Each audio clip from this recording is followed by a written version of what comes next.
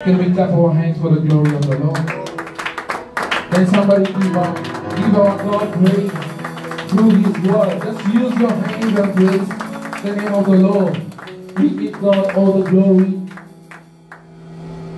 We bless the name of the Lord and we welcome you in the presence of the Lord.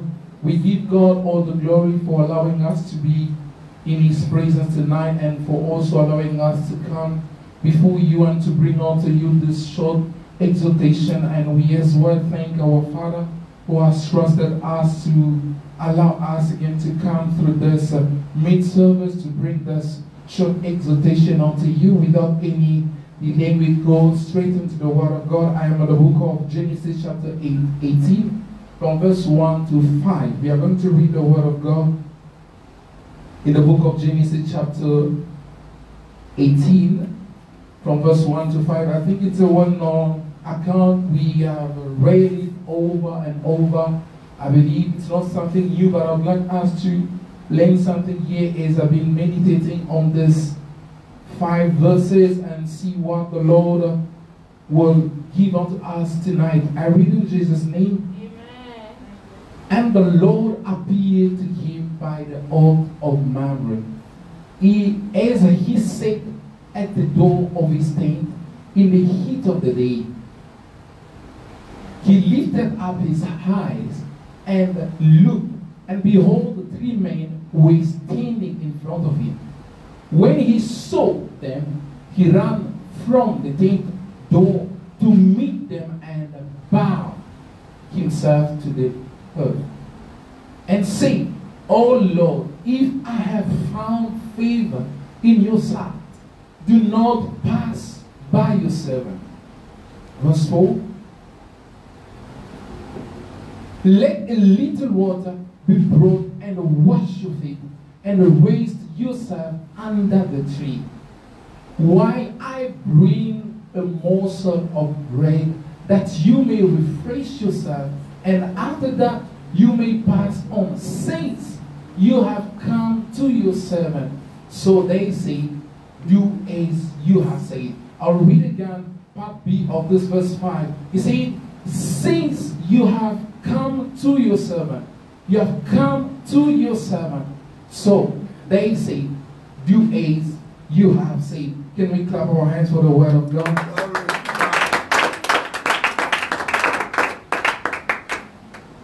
We give God all the glory for the reading of His word. And my topic tonight is a call to position ourselves. A call to position ourselves. Beloved, we are as children of God. It is very, very important to know where we are standing. And my message, the message that I have this tonight is that it talks about a call to position ourselves,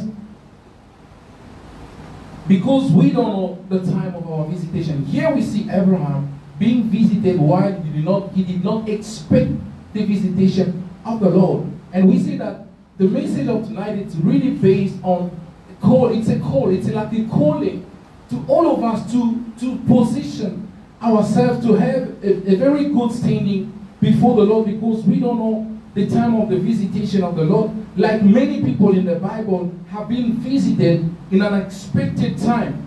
And the only thing that can help us to position ourselves, it is when we give ourselves, or we give God the first place in our lives.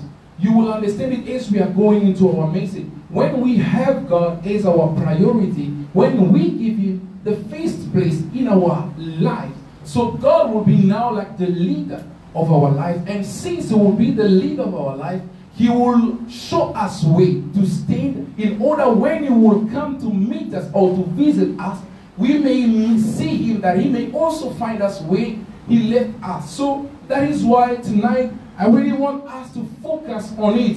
And as we know, the section of this phase, if I can just go back saying that this chapter is talking about God visiting Abraham to confirm the promise that He made to them a long time ago of the birth of Isaac.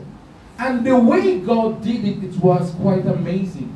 The Bible says that in verse 1, the Lord appeared to him. But if you read this passage, you read the section carefully, you will see God appeared to Abraham, but in a way that Abraham did not expect that God would come to him.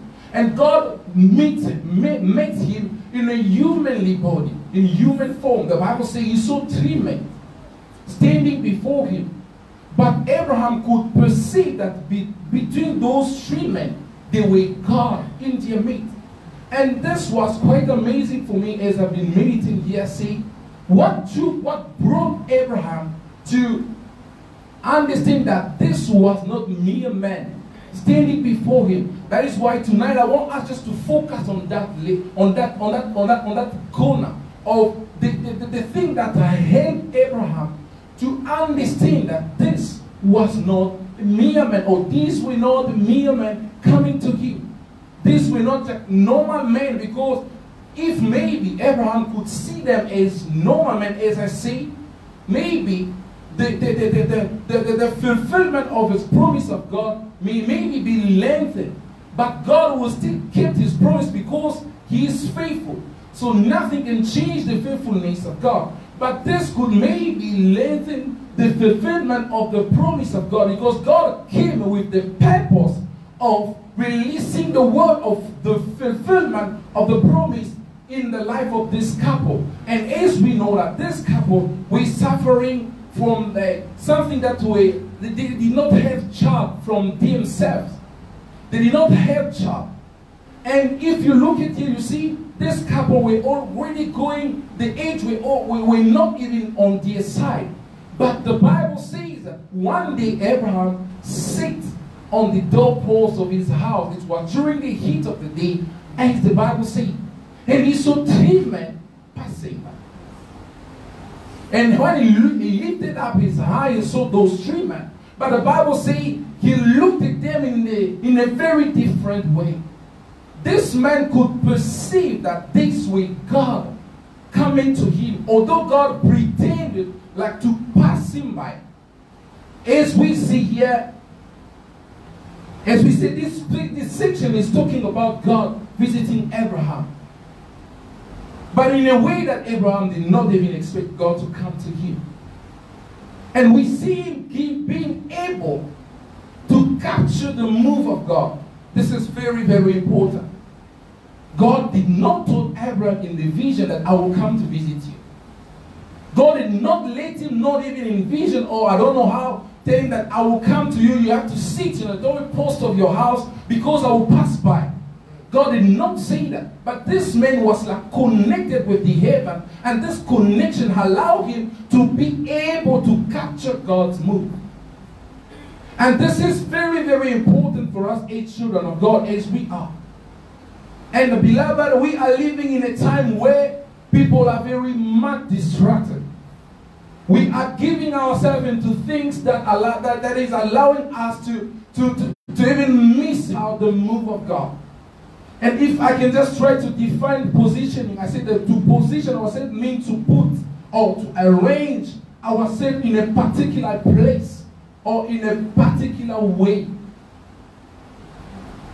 To position ourselves means to put ourselves in a right place, in a particular place, to arrange ourselves, to put ourselves in a right place and in a right way. Because we cannot see God, we cannot see God's move if we are putting ourselves in our own way. So the only thing that can allow us to see God's move is when God puts us where He wants us to be. This is even what happened to Moses. When he asked to see God's glory, God said, I will put you in the road. With meaning that there is a place that I prepare for you to see my glory. So if you go to stand somewhere else, you will never see my glory unless you stand on the road. Which means there is a place that God wants us as children to stand in order to see Him when He moves. And here in this couple of verses that we read, we saw Abraham meeting God, God coming to him, pretending like to pass him by. And this man could see God, and God who welcomed them. And in this section, we can learn so many things here. We can learn so many things here. We can learn hospitality here. how this man welcomed the angel of God, welcomed God in his house. And even in Hebrew, the Bible says that by exercising hospitality, some entertain angel without knowing. So here we can learn hospitality. We can as well learn the almighty power of God in this section. We can learn even the faithfulness of God by keeping His word when He comes to confirm the fulfillment of what He promised them long time ago. We can learn the faithfulness of God. But tonight I want us to focus on the thing that enabled this man Abraham to capture God's move.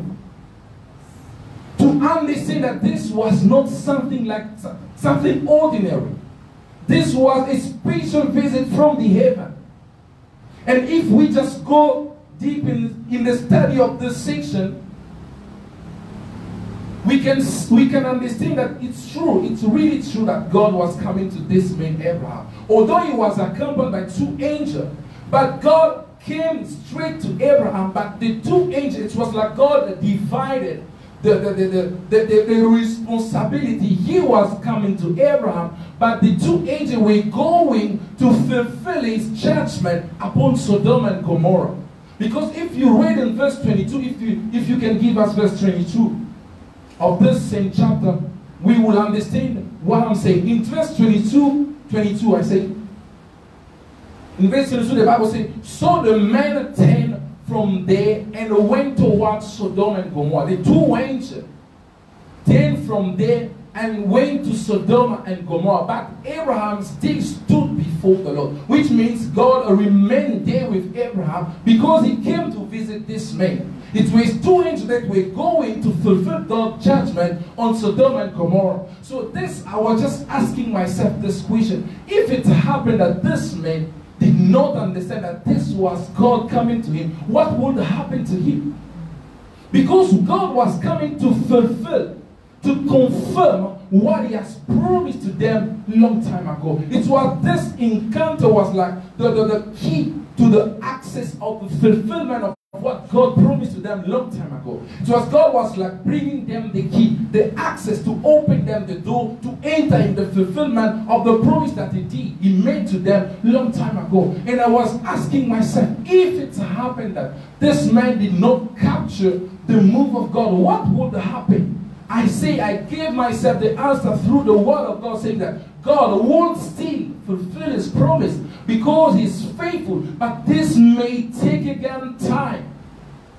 This has been what happened when we miss out the visitation of God. And today we have so many people crying, saying that God is taking too long. He's taking too long. He's delaying. Maybe God already came to visit us, but we did not see Him when He came. We did not see Him when He came to pay us a visit. The same way with Israel in the wilderness. The Bible says that they cried unto the Lord, they were hungry. They said, Lord, give us food. And the Bible says that God gave them food. The next day in the morning, God gave them food. But when they woke up in the morning, they looked at around them, they saw something. And they were themselves asking, what is this? Which means God's answer before them, but they could not perceive that this was God's answer. So it took Moses to have his spiritual eyes open to understand that this was the food that God gave them. Beloved, sometimes we are missing out God's visitation because we can't see. We can't see God's move. We can't see when God is moving.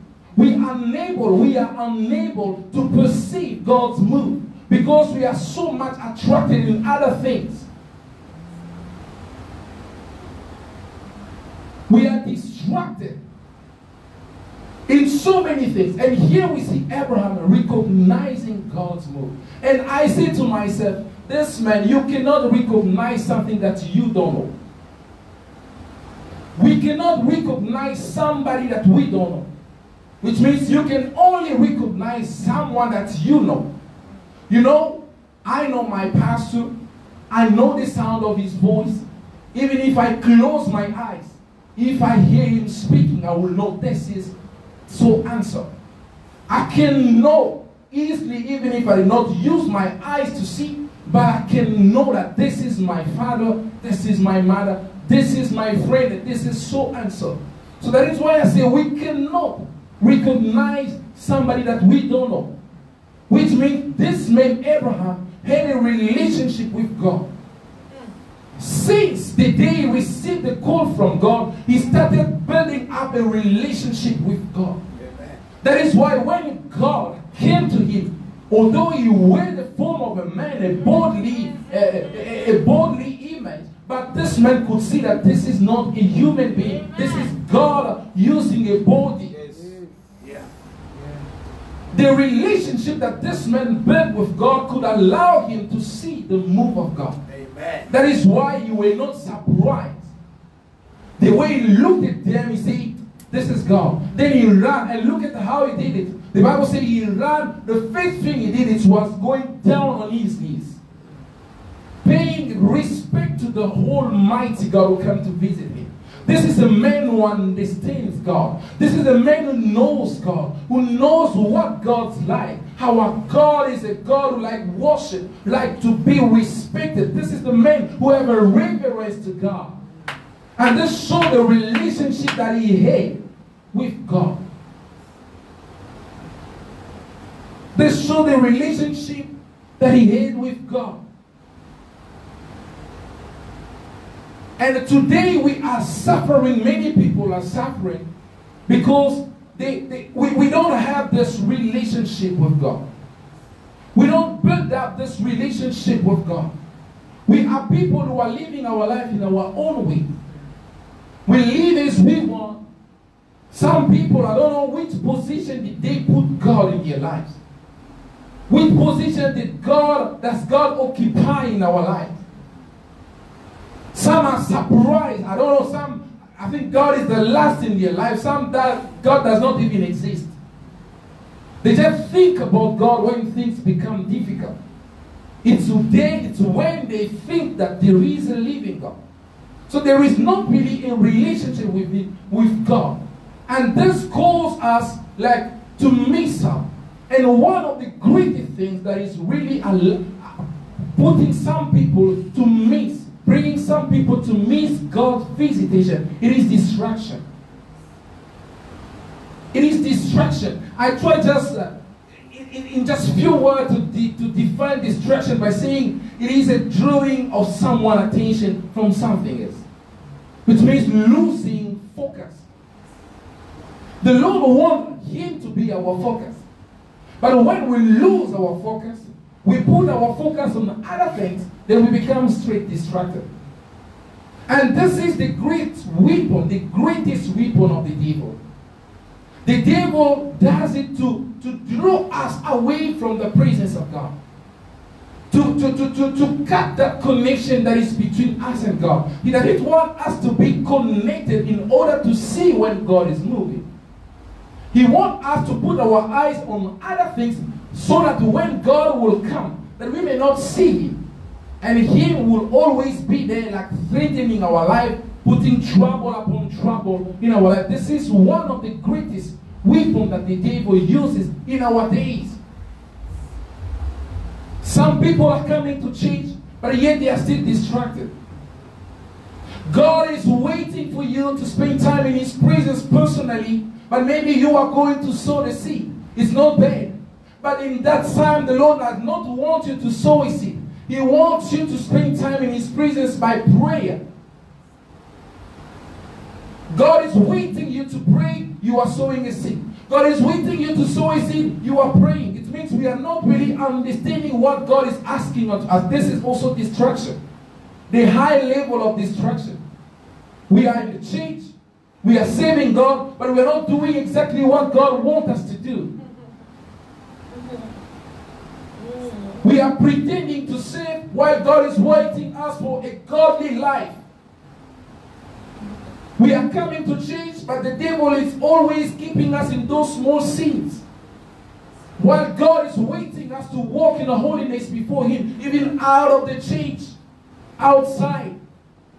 We are not giving God what He wants from us.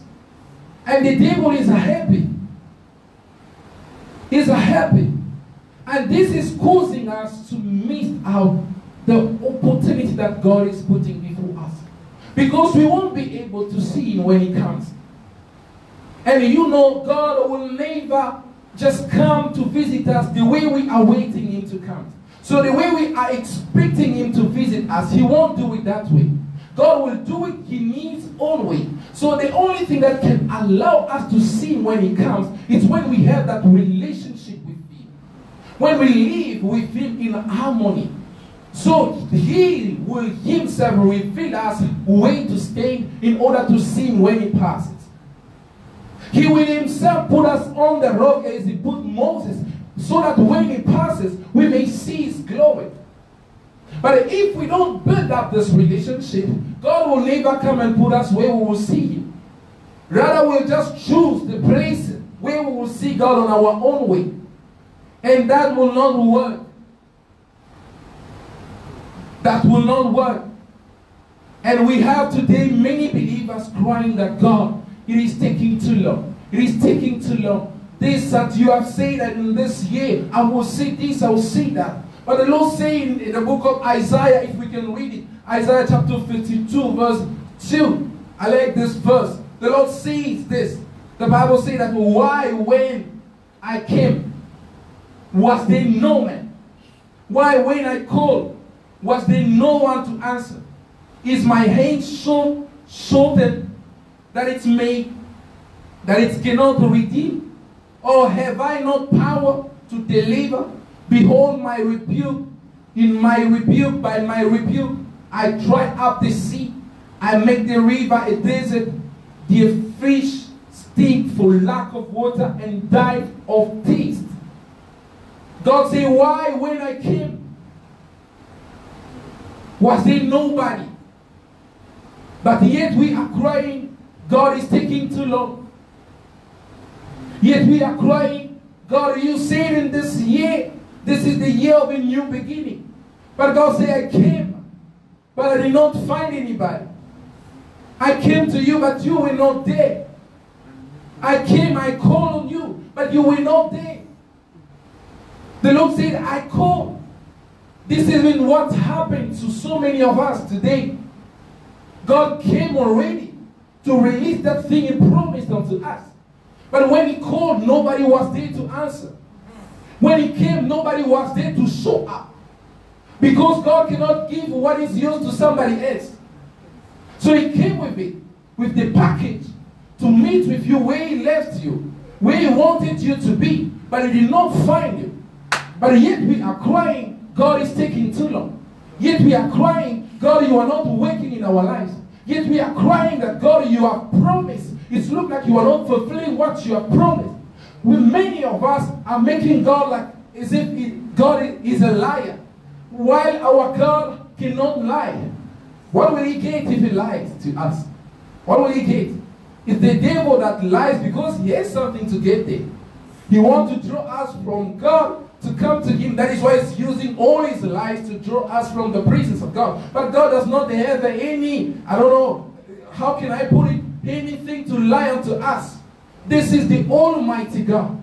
This is the Almighty God and the faithful God. The Bible says that this is the creator of the universe. What we can see and what we cannot see were created by this God. He does not have any reason to lie unto us. And because of our distraction, we are putting God in a position to look like a liar. Why God is not a liar? It's us who are distracted. We are not where God wanted us to be in order to see Him when He moves.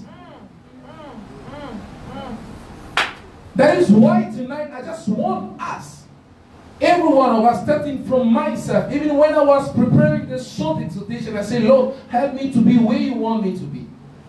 Help me to be where you want me to be and when you want me to be. There are things that we need to understand. There are places that God wants us to be and where He wants us to be, when He wants us to be there. So I will move at 5 o'clock. So if you come there at 7 o'clock, you won't see Him. I will move at 6 o'clock. If you come at 10 o'clock, you won't see Him. Although you came in the right place, but you don't come in the right time. And God wants us to be in the right place and in the right time. So that when He moves, that we may see Him. So that when He speaks, that we may listen to Him. So that when He releases, that we may receive it. Jesus. Yeah. And I want just to help us with one point. How can we position ourselves? This is a simple point that contains a lot of points in. It's a bit connected with the point that the man of God gave us on Sunday. When he spoke about the course of discipleship. When Jesus said, if you love your mother or all your possession more than me, you are not worthy to be my disciple. But here I want to say something that is also connected with this. That the only thing that can allow us to position ourselves is when we give God the first place in our lives. When we give God a place that He wants in our life. You know, if you look at the life of this man Abraham, you will see God was not like a guest in the life of Abraham, but God was a host, the host. Yeah. Do you understand? God was not the guest in his life. He was the host in his life. That is why this man was even ready to sacrifice his son Isaac. Later on in chapter 22, verse 12, the Bible says, God could say that now I see that you fear me. You did not withhold from me your son, your only son. Can you just put it for us, chapter 22, verse 12? If we can read it together. Chapter 22 of Genesis, verse 12.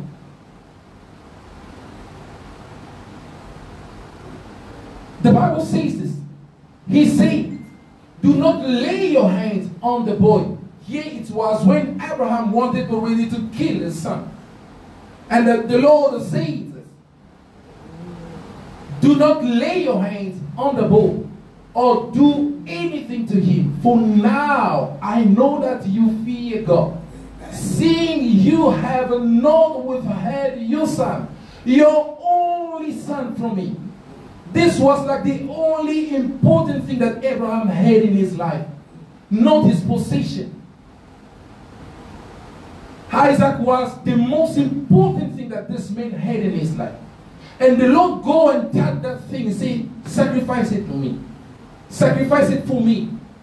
So because God had the first place in the life of this man, he could not withhold his son from the Lord.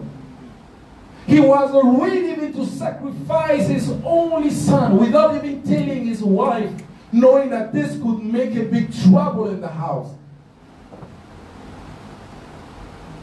This is where God wants to be. He does not want to be the guest in our lives, but He wants to be the host. But He will not do it by Himself. It's up to us to allow Him to rule over our lives, because He has given us the choice. The Lord will not just come and enter our lives, start ruling it, unless if we allow Him to do so. The Lord came in the life of Abraham. He made a call. This man accepted God's call, and he allowed God to walk, to rule over his life. This is what happened even with us. Later on, maybe we were living in our life of sin. After receiving the call of the Lord called us through His word. We have believed in Him. Now we came in Christianity. And one of the big things is that we are in Christianity, but it's look like we're still the owner of our lives. We are the one in charge. The Lord does not have anything to say. The Lord does not have any word to release. The Lord does not have any decision to take. We are the one taking decision. God will just be, because He cannot be something. We are taking over where we could not. We are deciding where God could decide on our place. But what I can see in the life of this man is that this connection with God, this relationship with God, when he received God's call, he started now walk according to God's word. If you read from chapter 12, going down until his death, you will see this man talking to God, having this relationship with God, cultivating this life of holiness. This man walk with God. That is why today we can call God the God of Abraham. God is called the God of Abraham. He's called the God of Abraham. Because Abraham walked with God. This man walked with God in a holiness. Beloved, the Lord is waiting us to give him the first place, to make him our priority. If we make God our priority, spending time in the presence of the Lord will not be a difficult thing. If we make God our priority, speaking to him or reading, studying the word of God will not be something that pastor has to remind us. Because we will just fall in love with God and fall in love with everything that concerns God, which means prayer, the reading of the Bible, forgiveness, love, hospitality will be our life, every day's life. And we will seek time to speak with him. You know, many of us today, we cannot even hear when God is speaking to us because we don't know how God speaks. We never even heard God speaking. We spend our time using things that cannot help us. We are deep into distraction. We can hear the sound of the world. We can really recognize the sound of this world. The way people are giving us, so we can say, this is from this is from this, but we cannot recognize God's voice. That is why when he speaks to us, we cannot hear him. We don't have this relationship with God. As I said, my pastor, even if I close my eyes, if he speaks behind me, I will know that this is him speaking to me. Even if you try to imitate his voice, I will know how to differentiate his voice from your voice. Because I know him. I spent time with him so many days, so many years that I cannot even miss a single sound of his voice. Today we are suffering because we cannot even recognize the voice of God. That is why even when God comes to us, we can't see him. We'll be just surprised that he passed there. Oh, he came. Yes, he came. But we couldn't see because we don't even know how this man works, what he likes. Oh, when we build a relationship with God, God will teach us what to do in order to be where he wants us to be and when he wants us to be. Beloved, no man can please God in his own way. And no man can stand in the right place before God in his own way. If it was so, Moses could do it. But the Lord told him that I myself will put you where I want you to be. You will not choose a place to stay. And even here in Isaiah 52, where we read, the Lord said, I came. You know why? He came where he left them. He came where he wanted them to be. Where he left them, but he did not find them there. This is what is happening in our days. The Lord is coming to visit us, but he's not finding us because we are moving from where he left us and we're just going to look for him elsewhere. Because of our distraction. Beloved, tonight I just want to draw our attention to wake us up. Remember, just think about your life. Remember that God wants to have the first place in your life. God wants to lead you as he wants you to be. As he wants you to live your life. I like this song that we sing, my life is no more my home. Which means I don't own this life of mine because I belong to somebody else. This is where God wants us to be. He doesn't want us to be the owner of our lives so that we may welcome him. The day we will not accept him, so God, please stay out, we will welcome you tomorrow. But God wants to be the host where he will be the one welcoming you in your own life. Oh, yeah. Because he doesn't want you to be you. He wants you to be him. Like imitating him. This is what the Bible said, to be Christ's imitator. Paul is telling us in the Bible that we need to imitate God. This is what God wants us to be. He doesn't want us to be us. Because you yourself, you cannot please him. He wants you to be him. And you know that for you to be as he wants you to be, it will take you to take that decision, saying, Lord, I give you the will. I give you the way. Just come and drive where you want me to be. Bring me where you want me to be. I don't want to give you my destination because I don't know where I'm going. But you know where you are bringing me to. Because if I try to decide, I'll get lost in the road. But you know my destination. I want you to take over. Beloved, I just want us to wake up. Let us wake up. It's no more time to be distracted.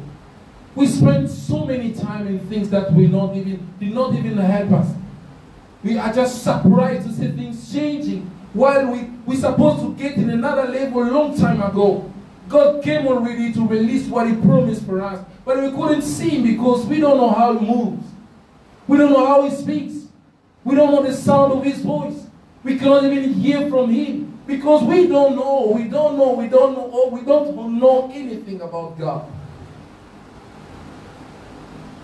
We don't know anything about God. We are just surprised. And we'll see God moving in other people's lives. We'll start murmuring, saying that God, but you see God saying, I came. You are choosing to stand where you want. I always think, beloved, we will never see an airplane landing in this taxi range. Never. If you see an airplane landing in taxi range, it means it's a crash. And it's to create so many damages. You cannot wait for your helicopter to land here in this taxi range. There is an appropriate place where airplane has to land. In the airport. So in the same way with God, God will never come to visit you where you want Him to visit you. And the way you want Him to visit you. But God will come where you want to visit you. In fact, He came where He wants you to be in order to see Him when He comes. The right place and the right moment. Beloved, let us just think about it. Let us think about it. How many times do we spend in the presence of the Lord? Do we cultivate this life of holiness? Do we spend time in the presence of the Lord? Prayer becomes like a punishment for some people. When they say let's pray for an hour, it's like you kill some people. An hour in prayer, it's like a punishment. But when we spend time in social media, we can even spend the whole day. Some people are sleeping late because they were seized at 10 p.m. to 3, chatting on Facebook. At time I say, what you guys are saying? What are you doing? But spending time, just an hour in the presence of the Lord, is something very difficult. That is why when we are at church, we always look at our watch. When will this end? I have to go home. But God wants you to understand that this is the most important thing that you have to do in your life. Dwelling in the presence of the Lord. Being where God wants you to be. People were visited in the presence of the Lord without knowing. We see Zechariah being visited in the presence of the Lord in the day that he did not even know that God will come to him. In Luke chapter 1 verse 5, if you read, you will understand. This man was saving in the temple, but that day did not know that it was the day of his visitation, and the angel of the Lord appeared to him as he was saving, as he was in the presence of the Lord. Beloved, let us wake up. Let us understand that God is waiting us in a certain level. And to close my message, I just want to bring this message of hope to somebody. Maybe you have missed out already God's visitation, but I want you to know that our God is a God of second chance. He can also come to visit you again because He is faithful. It needs faithfulness. So it needs faithfulness. He can come again. He will come again. So that is why the Lord wants us to get ready. Want us to be where He wants us to be. Well, He wants us to be where we will see Him when He comes for the second time. God is the God of the second chance. I want to tell somebody, do not cry. If it happened that you have missed out your previous visitation, know that our God is the God of second chance. The Lord will come again to visit you. But this is the time that we have to stand. where God wants us to be. But we can only stand where God wants us to be if we give Him the first place. If we allow Him to lead us. If we allow Him to guide us. If we allow Him to show us the way. Amen. Then we will see Him where He will come. And we'll be right where He wants us to be. Can you just clap your hand for the Lord and give Him praise? Just say, Lord, you are God. Clap your hands for the Lord. Give Him praise, give Him praise, give Him praise, give Him praise. Hallelujah. Hallelujah. May God bless you. This was the word of the Lord has laid in my heart to share with us tonight. It has been a blessing to myself as I was meditating on it. But I believe also that it's also a blessing to you. May God bless you right where you are. Why don't you just close your eyes, say a few words before the Lord. Say, Lord, I want you to be the king of my life. I want you to take over. I want you to take over. Just say, Lord, take over, take over. Let's pray in Jesus' name. Hallelujah. Hallelujah. Hallelujah. Hallelujah. Hallelujah. Glory. Glory to God. Father, we thank you for being this love and kind God, for being this loving and caring God, the one that visits us even when we feel as if we are left alone, as if you are not there. Oh, thank you, Jesus. Thank you, Jesus. Father, we thank you and we give you the glory. We thank you and we give you the glory.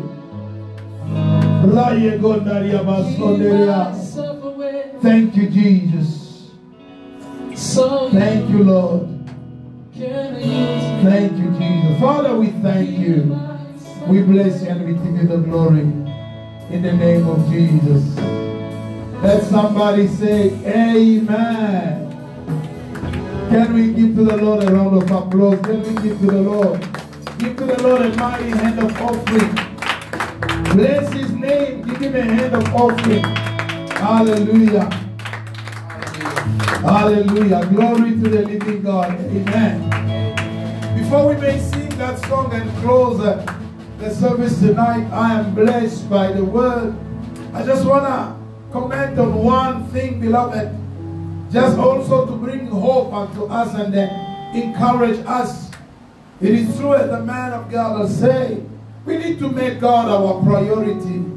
He needs to be the one going before us so that we may know, we may be able to see His move. And that demand for us really the knowledge of God. Knowing God is so key. You cannot know His move unless you know Him first. You see, in the book of Genesis, where we were there in Genesis 18, verse 3 tells us that as Abraham was sitting at his tent, he saw 3 men passing. But when Abraham approached them, verse 3 tells us that he said, "Oh Lord, if I find favor in your sight, do not pass by your servant."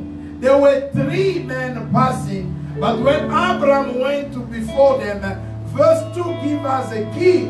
As the man of God said, Abraham knew that these were not mere men. Abraham knew his God. That's why you see the first indication that we have there that he knew God. He bowed. He bowed before him. He bowed before him because he knew that he was God. He bowed as a sign of a worship. He knew that he was God. And secondly, say, "My Lord." He did not say, "My Lords," as Lot will say in Genesis 19. He said, "My Lord," because he knew Him. Knowing God, it was very key. And finally, I want to encourage you again, just another comment right there, beloved. It's to have hope. Even when all seems to be difficult, even when all seems like not going the way you are expecting it, beloved, maybe the Lord will show up when you're expecting Him less in your life. Hallelujah, people of God. The Bible says Abraham was sitting there in the heat of the day, maybe not knowing what will happen. All of a sudden, bang, God shows up and He visited him. Right there, maybe where you are, you feel maybe sitting under the heat of the day. You feel are sitting under the heat of your landlord, under the heat of so much demand in your life, you feel like left alone. Right there when you feel alone, beloved, God may just pass by and change your life in the name of Jesus. Somebody give to the Lord a round of applause. In the name of Jesus Christ of Nazareth. We bless the name of the Lord. Thank you, man of God, for this word. Thank you for this word that pushes us really to position ourselves. And the way of positioning ourselves is by getting to know our God and by making Him the priority in our lives, that we may know His move and be ready whenever He comes to visit us. We would like to bless the name of the Lord and thank everyone that was watching us. We pray that the Lord may bless you more. And if you are watching, we want you to just give us a click there, start following this page, that you may be notified when we next come live your way. If you are on YouTube, give us a subscribe there, a like there, and share this video to encourage somebody else for the glory of the Lord. If you've been blessed, we would like to know what the Lord is doing in your life. We would like to be praying with you. If you do, let us know what are the needs in your life. We will appreciate that. And if also you want to support this work, you are welcome to get our details and contact us, and the Lord will bless you. Until we come again your way, for everyone watching, we pray that the Lord bless you. Stay well, and we shall see you by God's grace on Sunday. God bless you in the name of Jesus Christ of Nazareth. Glory to the living